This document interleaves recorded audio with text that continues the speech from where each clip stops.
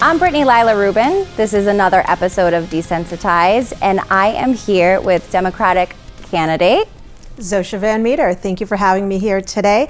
As you said, I'm the Democratic candidate for the state representative seat for the 9th Essex District, and I am so happy to be joining you. Yeah, I'm so happy you're here. I'm excited to continue our conversation. We have great conversation on so many topics, and I appreciate how transparent that you have been with me and the voters. And so I'd like to continue talking about some of the policies and the things that you're seeing on the campaign trail. Of course, I'm happy to have this conversation. Yeah. So, you know, some of the things that, you know, we can talk about is exactly your district. So who are the people that you're serving? Sure. So the 9th Essex District is a very small portion of Lynn. So it's Lynn, Ward 1, Precincts 1 and 2 only. So if you're familiar with the area, it's basically from Wyoma Square up to the Linfield Rotary. For Wakefield, it's half of Wakefield. It's the east side of the train tracks. And for Saugus, it's the majority of Saugus except for what borders Revere at the south. Okay. Yeah. And so during the campaign trail, what have you been seeing? What are some concerns, and what prompted you to run? Sure. So let's start with the concerns that we've been hearing on the door. Whether it was on the door or through emails, phone calls, social media, one of the things that really stood out, especially for Saugus, was the wind waste facility. Yeah. The wind waste facility that was meant to close 30 years ago. Wind waste is still yet to come to the table to really talk about it. And the Saugus Ash Landfill Closure Committee, which is a mouthful. Yeah. But they had, earlier this year, they brought a huge paper trail to the Board of Health meetings and just really outlined and made a very ironclad case of, hey, this is what we're dealing with. This needs to close, and it needs to close before the ash landfill either reaches 50 feet or November 1st of 2027, whichever happens first. And in either case, either deadline is rapidly approaching, and wind waste is still not tapped into the conversation. So that is one of the biggest concerns that I have heard, because it doesn't just affect Saugus. I mean, I think that we know that pollution doesn't really care about municipal boundaries. It's about wellness for everybody, Saugus residents and just our community in general. So that would definitely be one of the first things that would be addressed. And then the other thing that hits everybody in the district and honestly all across the Commonwealth and throughout our nation is affordability. It's something that we've all been feeling the crunch of, whether we're talking about affordability in regards to housing or just, our kitchen table topics like affording groceries or paying our utility bills. I grew up in a working class blue collar family, and there were times when money was really tight, and you could work as hard as you want, but you're still, at the end of the day, I would see my mother sitting there thinking, like, which bill can we push? Which bill do we get the least amount of late fees on, or which company is going to give us the grace and not shut us off? And those are the challenges that a lot of families are facing right now, because that's how hard the affordability crunch is that they're literally looking at it going, well, we can't afford bacon this week, and maybe if I push our electric bill to the third week, we can still keep a roof over our head. And that's not the kind of life that I want for our community. That's living in survival mode isn't living. Heartbreaking. And we definitely don't want that. And then public safety in general, which the wind waste landfill falls under, but it's also about, just for the downtown areas, making sure that they're easily travelable and you have safe crossing areas, maybe considering microtransit or expanding the MBTA transit routes in Saugus, because right now I think Saugus only has one MBTA line that goes north to south. Yeah. If you want to go anywhere else in the town, I don't know, walk or take an Uber, and that's not reasonable, right? Not so reasonable. Let's expand the infrastructure to support the people who are actually there. And then the last thing is just transparency and accountability. I think that you've seen that with my campaign, that is a huge tenet for us. Transparency and accountability is really important in government, and I think that it's especially important for the people who are voting, because you need to know that the person who's representing you is actually representing you. And I have said it throughout many interviews, and you'll probably hear me say it for years to come: progress moves at the speed of trust.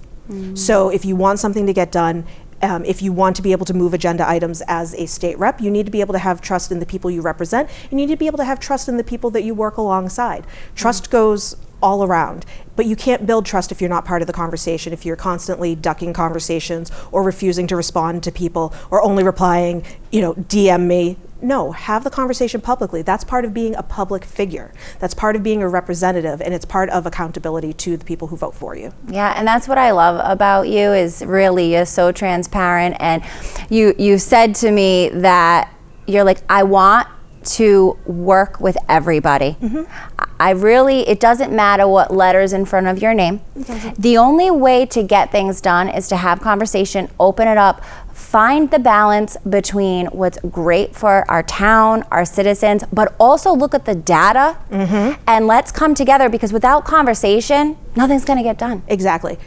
I'm glad you brought up data. I'm very data oriented, and I think that data really helps us also put to bed some of the arguments. So you might have somebody who comes to the table with a very emotionally charged argument about X, Y, or Z, but if you can show them data that says, actually, I know that that's how you feel because that was your personal experience with it, but the data on a bigger scale shows that that's actually a very corner case scenario. However, the data does show that we should pay attention to these things. And then you're starting to find common ground. You're starting to find the shared interest that then you can build off of together. And that's really where I would love to see government move, is into a space of collaboration, and true co-governance. So that way it's not making policy behind a desk. It's not just a grassroots organization pushing for agenda items 1, 2, and 3, but it's everybody working together to make sure that we are hearing the needs of the people, but we are doing it in a way that is that is sound in accordance with government administration. Because sometimes there are things that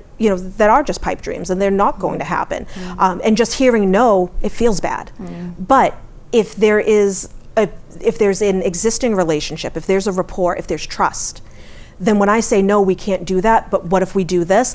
It will land better. And that's the goal for me, is to have relationships with people, so that way when you're delivering sometimes bad news or less than great news, no one wants to hear that the thing that they've been fighting so hard for can't be done.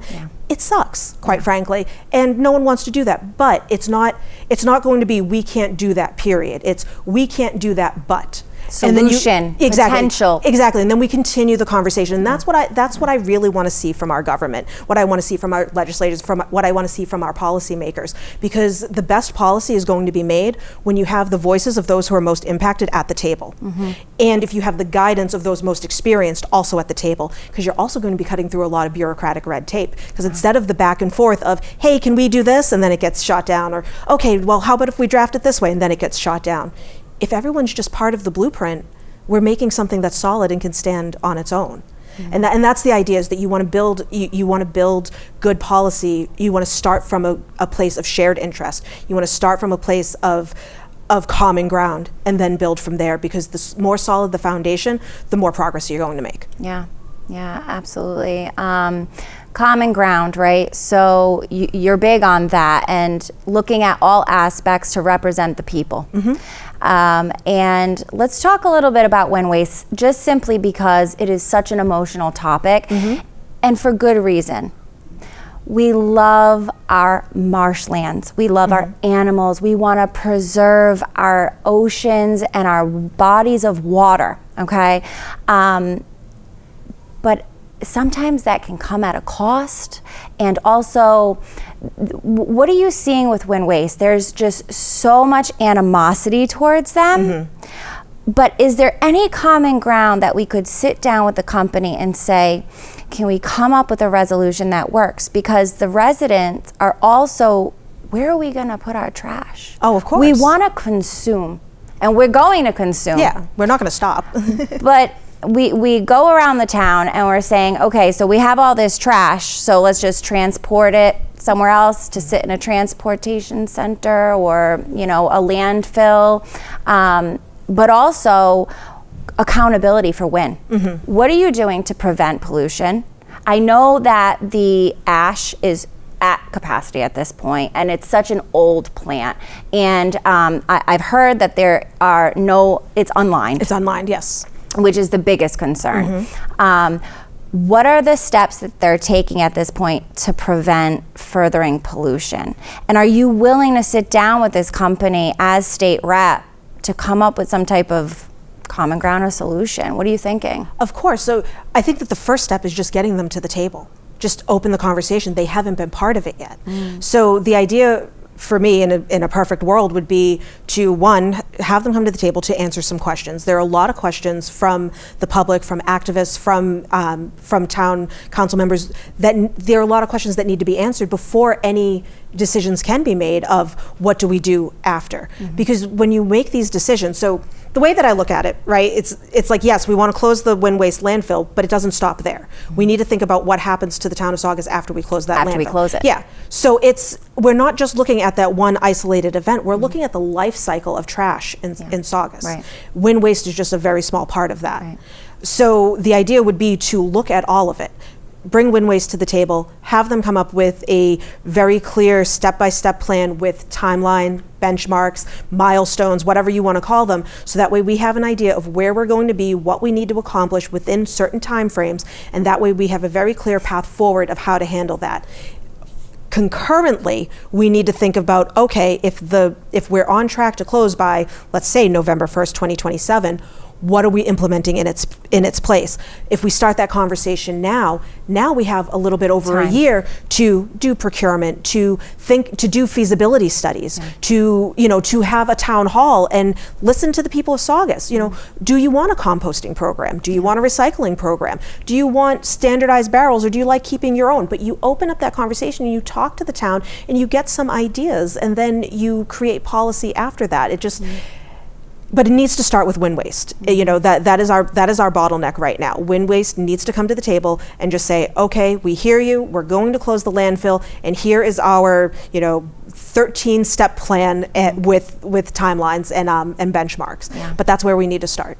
I know people at home are going to watch this, and just the fact that we're having this conversation about wind waste, they're already feeling upset. They're already getting fired up, and people are just like, I don't care, I don't want to hear it, I want it closed. And I get that, because I love animals. I love our Mother Earth and our environment, and I want to protect it and preserve it at all costs. And I understand the emotion. However, the realization is, somebody who's a state rep needs to be level-headed and say, yes, I have an emotional attachment to our earth. But what are we going to do because we want to consume and we have waste? What is the end solution here, just like you said, right? And also what you said was town hall meetings and allowing the people to get involved. And you're big on that. I am big on that. So if and when I'm elected, I plan to have town hall type meetings in each part of the district, Lynn, Wakefield, and Saugus, because I don't want any part of the district to feel like they're not represented as much as the other part because of the size distribution. Right. Saugus, Wakefield, and Lynn need to all be equally represented by the state rep who represents them. So there will be town hall meetings, so that way anything that's coming up for vote, you have an opportunity to be aware of it, and then if you have any questions, ask them. And you should and that is the kind of relationship that I truly believe people should have with their state representative, because it's a smaller population. I'm not a senator who has this gigantic populations of almost 500,000 people. I think the total population of all of the voters in the 9th Essex is like less than half of the total population of Lynn. It is not impossible to build that rapport with your community. Yeah. And I dare say that it's probably, it should be a prerequisite. If you're going to represent people, how can you claim to represent somebody if you don't know them? Yeah. What are your plans to do that? So, like I said, monthly town hall meetings, but also tonight after I leave here, I'm hosting a public forum at Old Time in Lynn for the people of the 9th Essex to be able to come and ask me questions ahead of Tuesday's primary. Because again, I believe that it is important to have that open conversation and that kind of transparency, and be open to that level of accountability with the people who will be voting for you. And I think that, if you're going to put it on your palm cards, which I did, you got to be able to put your money where your mouth is, right? So I've had people just call me. I had someone call me before I walked into work today. And I actually just texted her before we started rolling that I was running a little bit late and I have to call her after this conversation. But no, I put my number on my palm cards, and people do call me, or they'll shoot me an email and be like, hey, what's your stance on this? And I'll answer them. Yeah.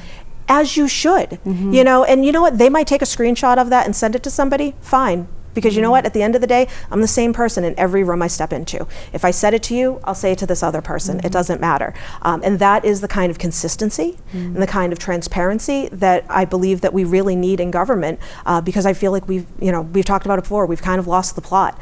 Government has seemed to have gone by the wayside of, just the go along to get along. One person makes the decision and everyone just kind of votes down party lines, and there's no critical thinking. We need to bring back critical thinking.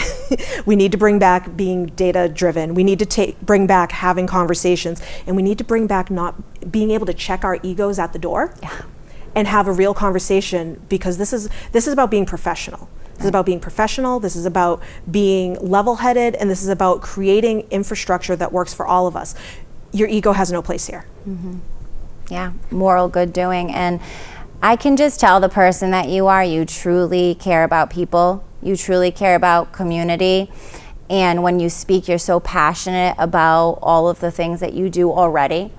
And you're so funny. You're like, what is this celebrity status? Yes. You're like, I'm a public servant. Let's get the job done. Let's listen to the people. Yes. Right? I know. Whenever somebody's like, oh my God, I'm so starstruck, I'm just like, no, bully your legislators. Like when you go to a town hall meeting, it's like a job review, and you're the boss. Yeah. As voters, as the people, you guys are the boss. You guys are the boss of us, because you hold so much power in your vote. And I think a lot of people forget that. Like, I see a lot of voter apathy, especially in my generation. I just turned 40 in June, and a lot of the millennial population, we're very apathetic because we've been through so much. Right. And I hear that. I do. And it is very easy to just be like, you know what? Not my monkey, not my circus, but it is. These are your monkeys. This is your circus. This is your government. This is your home. This is your responsibility. It's your future. It is. It's your future. It's your children's future. And if you don't have children, it's you have somebody in your life who's going to live longer than you. Right. It is their future. And it's not just about you. And quite frankly, at the end of the day, voting is the bare minimum that you can do as your civic responsibility. It's the absolute bare minimum, and it carries so much power. And I really wish people would understand how powerful voting is. Yeah, I dare ask, but it's a part of it. The other candidates, how do you feel about them, and what are you seeing? And I know that you would love to work with whoever is willing to work. Exactly. Right? But what are we seeing in this race right now? Honestly, I haven't heard from either of the other two candidates. Wong, I wouldn't expect to hear from him. I am a little bit disappointed that I haven't heard from Meany. As a fellow Democrat, as a fellow City of Lynn public official, I was actually really surprised with how unprofessional and rude he's been the entire campaign, but it is what it is. I can't control everybody, and I'm not going to pretend that I can. I'm going to continue to run my campaign the way that I'm going to do it. It was a grassroots campaign. We started from nothing, and we just had the same message the entire time, is that we are going to be transparent, we're going to be accountable, and we're going to show up. And we've continued to do that for the past year, and we'll continue to do it once we're in office. I think that's great. Zosia, we have a Route 1 just infrastructure. Everybody is concerned about what they're seeing. Also, small businesses. I was, at the Mike Minogue campaign, and a lot of what I was saying was, I'm hearing people pulling from their savings account just to pay for their small business. That's crazy. But also, how do we balance giving us infrastructure, giving us small business that we need for our town, but also the capacity? And can we handle it? Can our small town handle it in Saugus? And honestly, I can't answer that. But you know what could answer that? A feasibility study, a traffic study. And again, this is us going back to data, right? Great answer, so, yeah. So it's like, and anyone who can say, oh, I have all the answers, they don't. Like you can't make a strong decision out of absolutely nowhere. So you need a traffic study, you need a feasibility study, you need to talk to people who are experts in these fields and take all of that information and try to create a balanced approach that will support small businesses, not be too much of a tax burden on residents, and also address the traffic issue, which the traffic issue is probably separate. But just I know the traffic on Route 1 is insane, and it bottlenecks, and then people take side streets through Saugus. So now it's the Yeah. wear. So now it's not just the traffic through Saugus, but it's also the wear and tear on the streets. So it's the fact that like these little things that bottleneck, or these little things that just aren't really addressed, they end up spilling into other areas of our communities and of our lives. And it's funny to see like how they're all interconnected. Yeah, it's like, you know, where do you draw the line between necessary development but also overdevelopment? Like, where is the balance here? What are we going to do? But like you said, we're not going to be able to figure this out if we don't open the conversation and also ask the residents what you're seeing, what you need, what do you want to do here? And I'm a leader. I'm going to help facilitate this. So yeah, I think Route 1 is a huge thing when waste is absolutely a topic of continuing the discussion. So also another thing that you speak a lot about is public safety. You work in Lynn, you know, you're seeing a lot on the front lines. So what do you feel about our servicemen, our servicewomen? There's such a necessary aspect of society, but where do we balance as well? Because we're always going back to balance and common ground. Where do we find it where they're still held accountable and there's transparency with our agencies as well? How do you feel about that? I promote transparency in all corners and aspects of the government. I don't think that NDAs should exist in government spaces. Everything that the government uses is all tax funded, which means it belongs to the people. So if you send an email, if you have a text message on a city owned or a state owned phone, that belongs to the public. That is just my like, if you want to keep something private, put it on your private stuff. You know, use your personal cell, use your personal laptop, but anything that is done in government spaces on government devices belongs to the people. We definitely need accountability in all of the areas, especially when we talk about, you know, our police forces and, you know, and fire. I mean, I am thankful that, you know, for the most part in Lynn, this is a non-issue. Every now and then, I mean, you're always going to have your outliers. Like I know that Lynn just had their article about 2 officers who were put on administrative leave for searching the flock database, and I think it was chalked up as anomalies or concerning searches. You're always going to have that.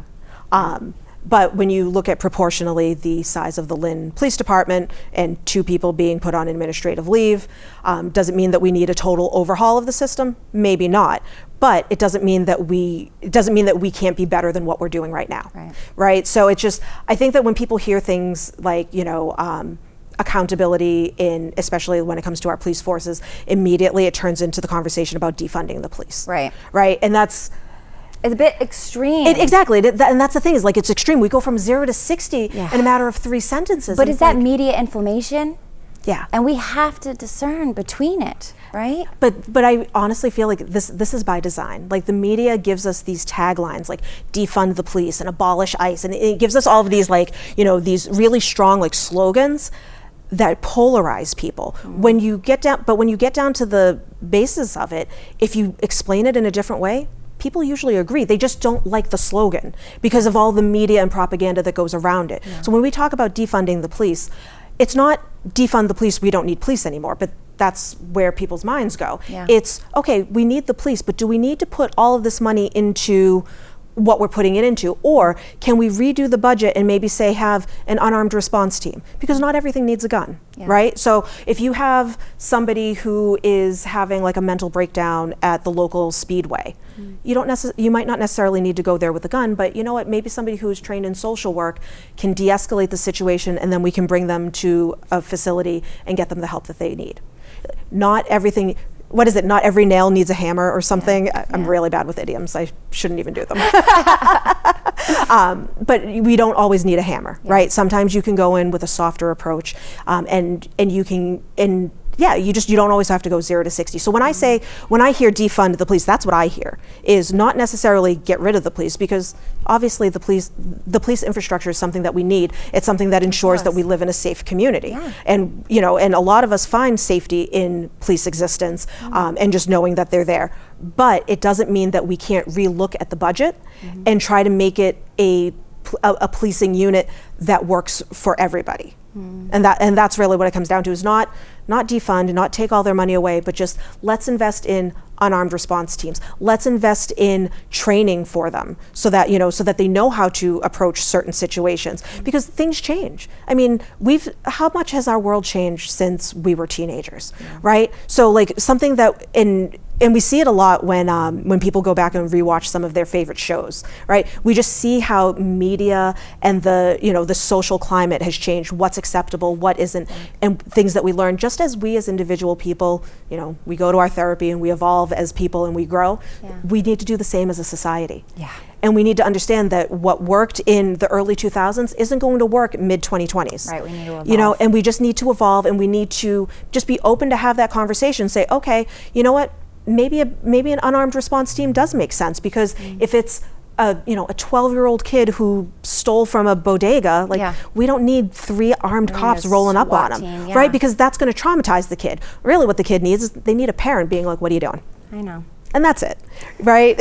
Well, and I wonder too, because our servicemen and women, they really have such a duty to us, and that's a lot of pressure. Of course. I don't know if this is a thing, but can you imagine if as a society, we said, well, okay, we want to have police accountability. That word of like defund the police, it's extreme. It's like, okay, really, what are we trying to say? What if the narrative was more like accountability for police, but what do they need to support so they can do their jobs better? Like when we see with ICE, they're getting harassed, they're getting things thrown at them.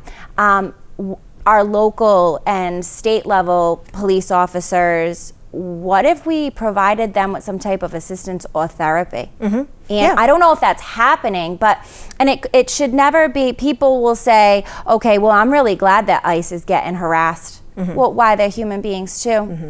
And I was just watching, ABC did a piece on Alex Peretti,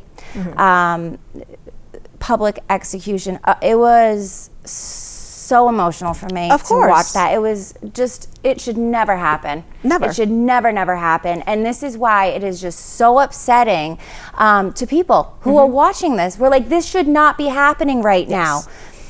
However, where is the balance in, we do need public safety. Somebody's going to put some type of uniform on and go out there, just like our veterans. Somebody's going to suit up and protect us. Can we do something where we give them some type of support, or require therapy, require check-ins? Is that even happening? Is that a thing?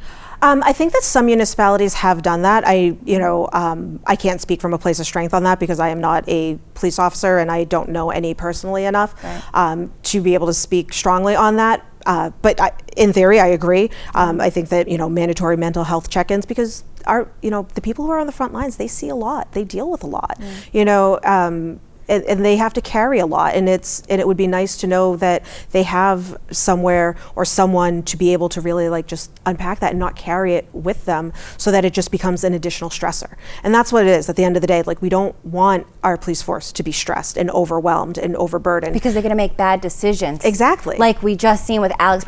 That should never have happened. That should never have happened. And this could have been, what if this was preventable? I mean, and this is the thing, is that looking at it, it was preventable. I just think that, we are in a very emotionally charged, very emotionally turbulent political time.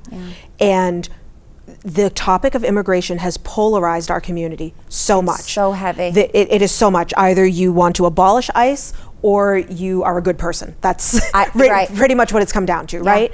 And I don't think that you have to hold those two things as separate truths. I think that you could say, you know what, ICE isn't working out. I think that we, looking at the past 2 years, looking at the metrics, we can say, listen, whatever we're currently doing, whether you want to hold a sign that says abolish ICE or whatever your political stance is, I think that at the end of the day, we can step back and say, innocent people are dying, and this just isn't working. Let's go back to the drawing board. And that's all that it is. Again, opening up the conversation and just looking at the data. This is how many people have died. This is how many people who have been detained illegally. This is how many people have been detained, but they were U.S. citizens. So why were they even detained in the first place? There are process inefficiencies that have brought us to this point. the vetting of people before they become ICE officers. Make sure that there's a solid vetting process. And make sure that there's solid training. Make sure that they have mental health support. Again, because they're constantly being attacked. So, like you said, check in. Yeah, check in.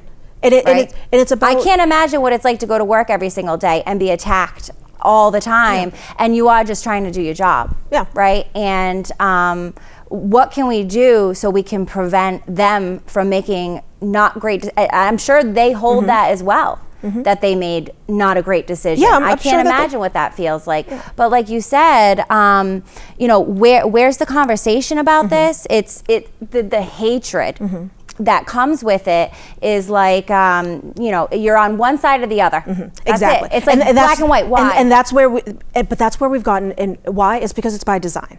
Like ICE, honestly, I think that ICE was used as a propaganda tool to continually divide our community, because the more that we argue with each other, the less we're holding government accountable, right? The more that we're at each other's throats, the more that government can do whatever it wants, and we're too busy fighting with each other.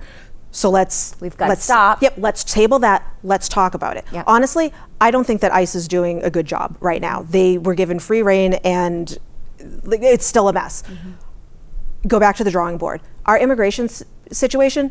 Is there an immigration problem in the U.S.? Yes, there has been for years. Yeah. There was an immigration issue. I think it started emerging in like the mid '90s, right? It's no secret, but it's not a people problem.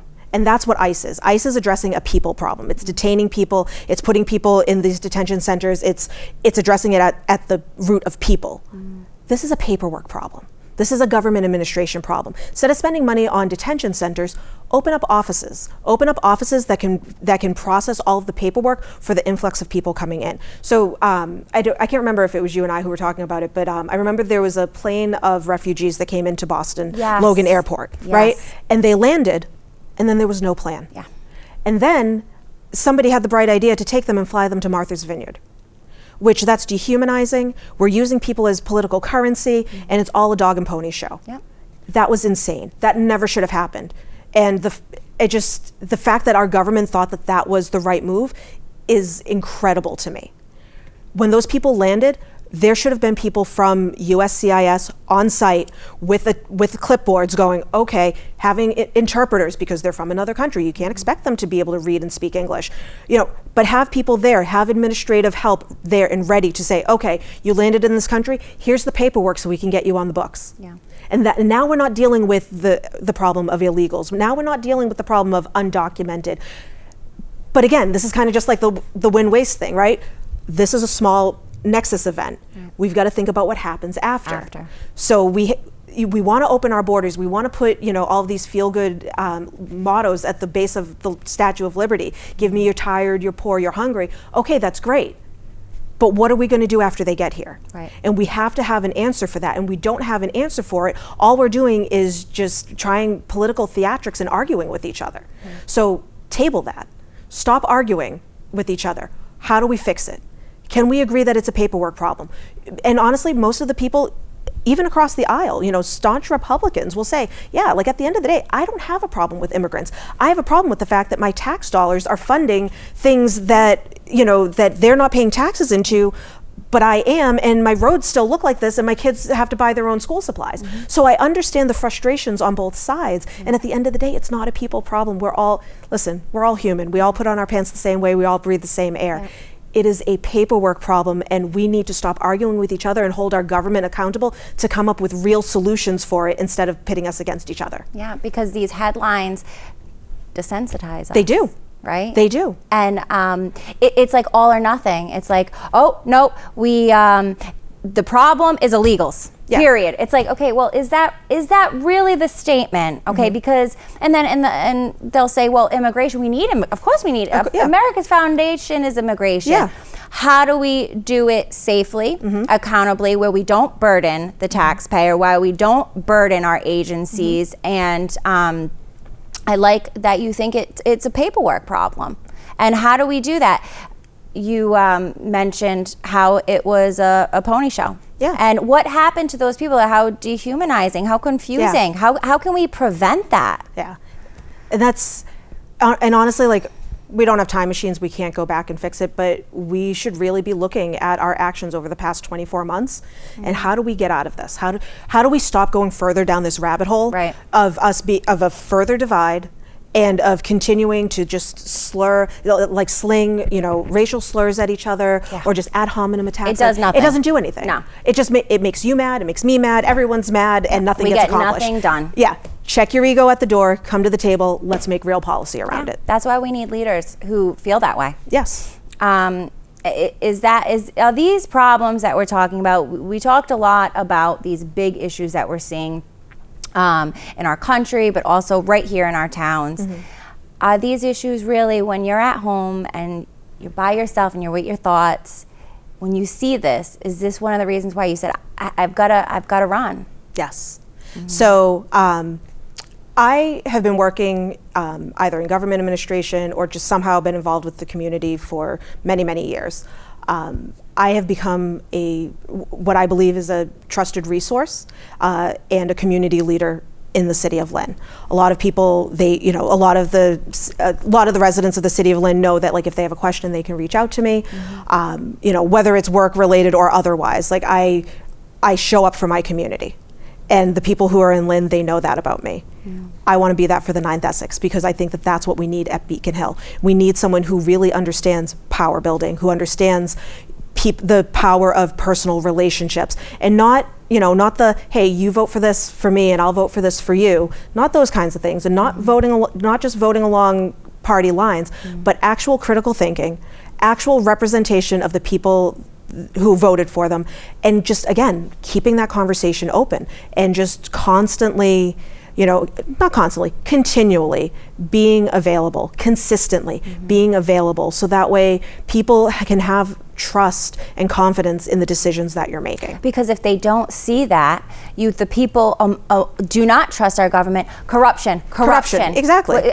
And then they don't vote because they go, why bother? Exactly. It is a terrible domino effect. And I want to disrupt that.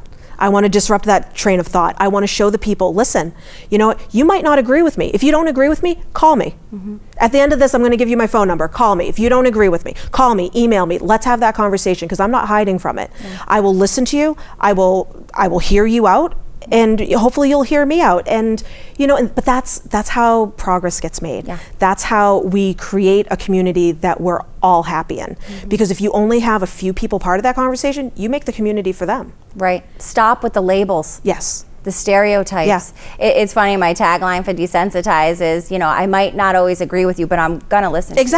I'm gonna try to listen to you. Let's talk it out. Exactly. And like, I'm running as a Democrat. I'll be completely honest, I didn't register as a Democrat until last year. I was unenrolled because I don't vote along party lines. I like to be able to look at each individual issue and make a sound and informed decision on it. And quite frankly, I think that we should get away from the two-party system. I mean, a lot of millennials feel that way. Yeah, I just, I'm a big proponent for ranked choice voting.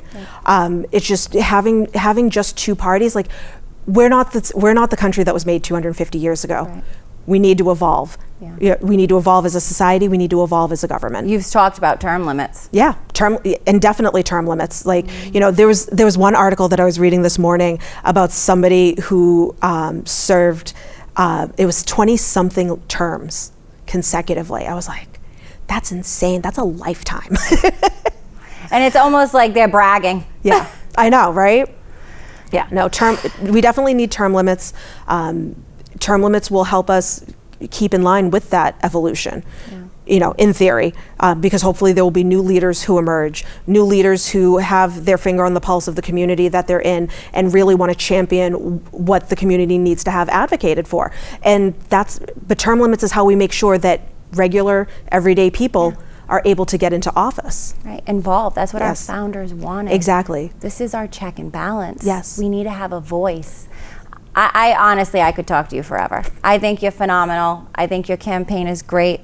I wish you the best of luck. I appreciate really, that. really do. I think you're doing great work no matter the outcome, and you're going to continue to do great work no matter the outcome. Yes. Zosia, is there anything that you would like to say, or how can anybody find you and more information? Yeah, sure. So You can find me online, electzvm.com. You can find me on socials at RealZVM. Or if you want, you can call me, 781-952-4452. That is my personal cell phone, and I do answer it. I do prefer text, but if you want to call me, I will answer. And my email address is zosia@electzvm.com. It doesn't get more transparent than that. No, it doesn't. You can find me. I gave you everything except for my social security number, Yeah, so right come on find air. me. You are unbelievably inspiring. Thank you. I appreciate your time today and having this conversation. This was wonderful. I'm so glad you reached out to me, honestly. You reached right out. You're like, let's do Yeah, this. I want to talk. I saw you. You were just like, hey, anybody want to talk and have an interview? And I was like, oh, me. Yeah, I love it. It's great. That's what this is all about. It's Yeah. opening up the conversation. It is. Yeah. I love so this. It's great. Well, you got to keep me posted. I want to know how it goes. I'll be at the ballot September 1st. September 1st.